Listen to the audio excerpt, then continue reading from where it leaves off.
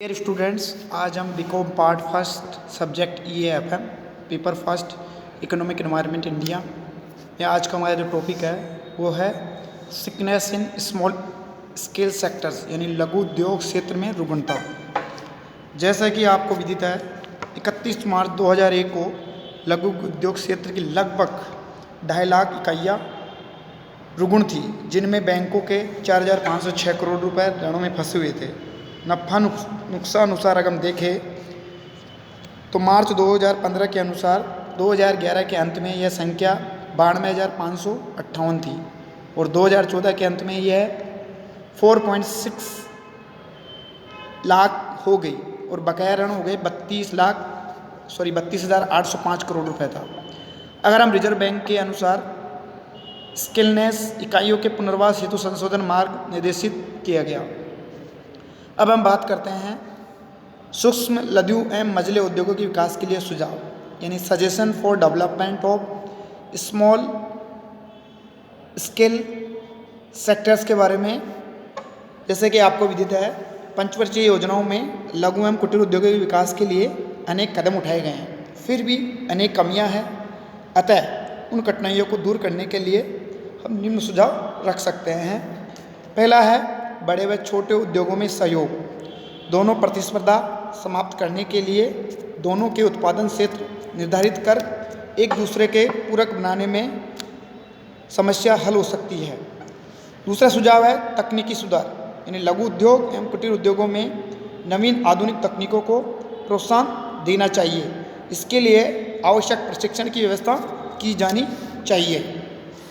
तीसरा सुझाव है प्रशिक्षण सुविधाओं का विस्तार यानी तकनीकी सुधार के लिए प्रशिक्षण की विस्तृत सुविधाएं होनी चाहिए।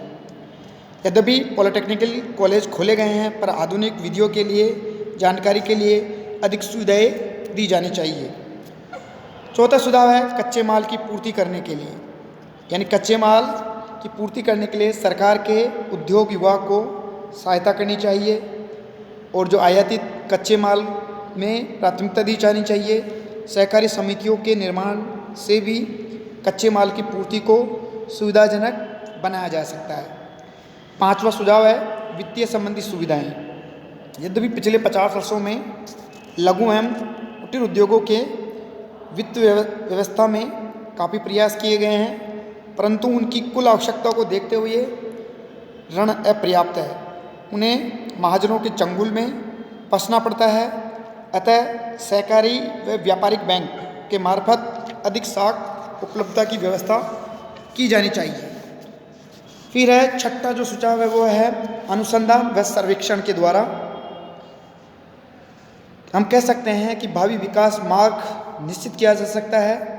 समस्याओं के समाधान के मूल का पता लगाकर आवश्यक सुधार किए जा सकते हैं। कहने का तात्पर्य है अनुसंधान के माध्यम से ही भावी विकास के मार्ग को प्रशस्त किया जा सकता है। फिर है सातवां सुझाव मशीनों व औजारों की पूर्ति से संबंधित। कहने का तात्पर्य है औजारों की पूर्ति किस्त खरीद पद्धति द्वारा की जानी चाहिए। देश में कारीगरों को आधुनिक मशीनों की खरीद के लिए जो अनुदान एवं आसान शर्तों पर ऋण दिए जाने चाहिए, ताकि रूढ़िवादी पद्धति के स्थान पर आधुनिक मशीनों द्वारा उत्पादन के लिए प्रेरित किया जा सके। फिर है सुसंगठित बिक्री व्यवस्था। कहने का तात्पर्य है कारीगरों को अपने उत्पादन का उचित मूल्य दिलाने और बिक्री बढ़ाने के लिए देश विदेश में जनता की रुचि बढ़ाने के लिए बिक्री केंद्र खोलने चाहिए। सहकारी समितियां संगठित की जानी चाहिए तथा सरकार को खरीद में पहल करनी चाहिए। फिर आता है अन्य सुझाव।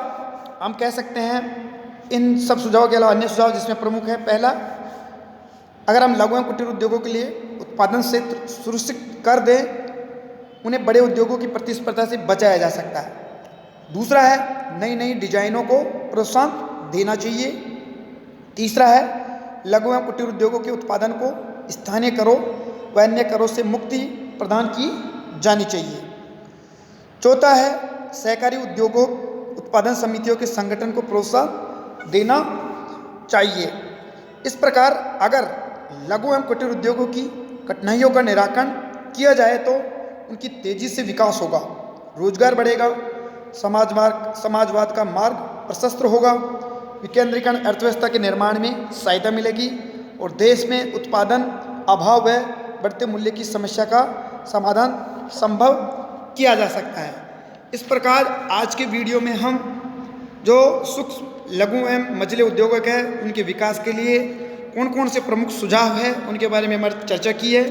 इसके पूर्व के वीडियो में हमने लघु एवं कुटीर उद्योगों का जो विकास, कौन कौन सी समस्याएं बाधक थी, उनका विकास में क्या भूमिका है, या पंचवर्षीय योजनाओं के माध्यम से लघु एवं कुटीर उद्योगों की जो हमने विकास के मार्ग की यात्रा का चर्चा की।